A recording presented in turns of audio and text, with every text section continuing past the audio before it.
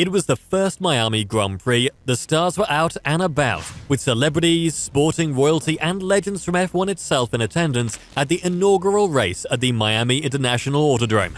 Before we get into the details, be sure to like and subscribe, especially if you love F1 as much as we do. But not even the immense levels of star power can outshine Lewis Hamilton's jewelry. In response to a rather odd rule change by the FIA, this particular rule change specifies that drivers must not wear any jewelry while driving and focus more on fireproof clothing. The 7-time world champion is known to wear jewelry every time he appeared in public. So in response, Hamilton appeared at the pre-race press conference for drivers wearing 3 watches, as well as multiple necklaces and earrings. When asked about the rule prohibiting jewelry, he said that it's a step in the wrong direction. Hamilton has worn jewelry since the early days of his illustrious career, even while racing, and it has only increased in the following years. Over his journey, he said that the jewelry he wears has never been an issue, so the new rule rather came as a surprise for him. Furthermore, Hamilton said that some of his piercings are permanent to the point that they were welded on when he got them, so removing them every time he gets in the car would be impossible. His fellow champion, Sebastian Vettel, also voiced his perception of the new rule, but in a more temporary and even more comical manner. He appeared in the paddock wearing underpants over his race suit. As for Hamilton, however, he said he was working with the higher-ups in the FIA for a solution. If he should face a race ban, he said that Mercedes has a spare driver and that he is willing to accept any punishment. Hamilton's persistence to be true to himself is commendable, and it came as no surprise for the former champion. He has always been one who's vocal, not afraid to share his sentiments and beliefs, regardless of how the public will perceive him. Now, if Hamilton said that F1 is taking a step back in its new apparel rules, he believes that Mercedes' progress at the Miami Grand Prix isn't a step forward either. Looking at it from an initial glance, the race seemed like the Mercs showed a lot of progress. Hamilton finished 6th behind the Ferraris, Red Bulls, and teammate George Russell, who came home 5th. It was a piece of strategic genius for Mercedes, particularly with Russell. The young Brit, who didn't even make it out of Q2, took a bold tactic, taking the hard tyres at the start of the race. While it did take a while for them to fire up, Russell was able to get them to racing speed eventually, and held out from pitting for as long as possible. The Miami International Autodrome, being a new track and having minimal runoff areas, had a relatively larger chance of a safety car. Russell and his team knew this and kept him running on the hard tyres for as long as possible. Their luck finally came towards the back half of the race, when a wayward Pierre Gasly clipped the McLaren of Lando Norris as he rejoined after an off-track excursion.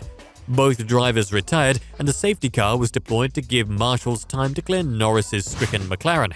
Only then did Russell pit, having already climbed up to 5th.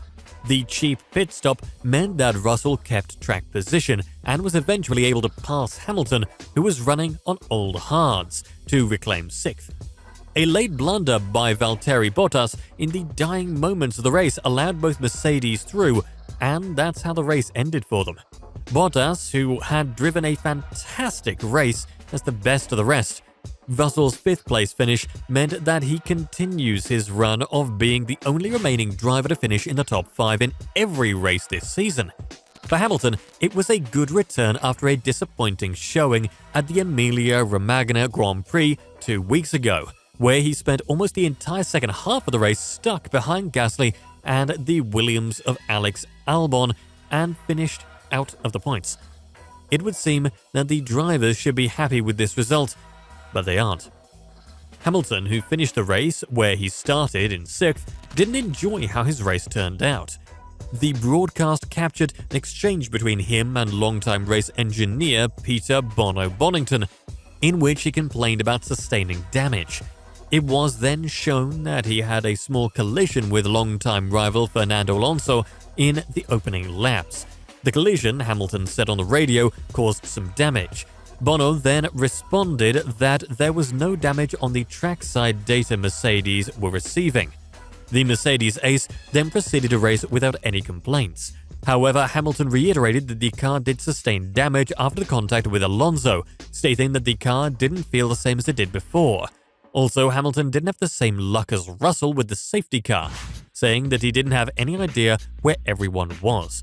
He wasn't able to pit for fresh tires and was passed by Russell, who was on a new set of mediums later in the race. However, his younger teammate also wasn't particularly impressed with their team's performance. Russell said that they had a fast car and that they haven't been able to unlock it. He also said that he didn't particularly like the tarmac of the Miami International Autodrome, saying that he only liked the fact that they were in Miami. Overall, he expects that the car can be pushed to do a lot more in the coming race in Barcelona. Considering the problems they've faced, particularly with porpoising and the subpar engine, and the relatively better result they had at Miami, could this finally be the time Mercedes looks forward in this season with optimism? If we take into account what team boss Toto Wolff has said in the previous days, then there is in fact something to look forward to. Earlier, the Austrian was quoted as saying they were flying in the fog when it came to their car concept. While the team has consistently gotten good points finishes, they are far from the unbeatable titans of the hybrid era. In fact, we can say that as of this moment, they are part of the midfield, and barring a miraculous turnaround in the next races, out of the championship picture. They only have 2 podiums between both drivers, a far cry from front-runners Ferrari and Red Bull, who have always been present at the podium this season. However, Wolff also believes that there is still potential in their car. He said that their design that has more floor and almost no side pods, which have contributed to its porpoising issues, is the one they've committed to for this season. He insists that there is still potential to be found in their design. It is just a matter of unlocking it. In a sense, his statement echoes that of Russell after the Miami GP. Now, considering what he and Russell said, as well as Hamilton's disappointment after what appeared to finally be a good race for him, there is cause to believe that they really can get better. While some may dismiss it as a case of people being used to staying at the top, adjusting to expectations, the fact that they said they can do better than a good performance at the Miami Grand Prix is something to look forward to. Overall, we can still look back at the Miami Grand Prix as a step in the right direction for the Brackley outfit. Hamilton bounced back well from being out of the points in the previous race, and Russell again finished in the top 5. They also managed to somehow show that they can separate themselves from most of the midfield, so that's another good thing. Now, as Formula 1 fans, most of us want to see as much drivers and teams as possible competing for race wins. We want to see good, high-stakes racing from the best drivers in the world. The Miami Grand Prix gave us exactly that. Max Verstappen and Charles Leclerc once again fought to the checkered flag for the victory. Just behind them, their teammates Sergio Perez and Carlos Sainz also gave us some thrill for the final podium spot. The midfield gave good battles for the points. It was a great inaugural race for the Miami Grand Prix. However, looking forward, what would really make this season even better for us fans is a third team competing for race wins. As of now, Red Bull and Ferrari have dominated the top of the grid, but if Hamilton, Russell and Wolff are right, and if the Silver Arrows finally find the pace that they need to compete in the coming races, then we may just get that. If there's one team that's capable of getting to the bottom of any problem with their car, Mercedes has to be it. Expect Hamilton, Russell and co. to play a part in this championship battle soon, and the coming podium finishers to have a lot more jewelry on them.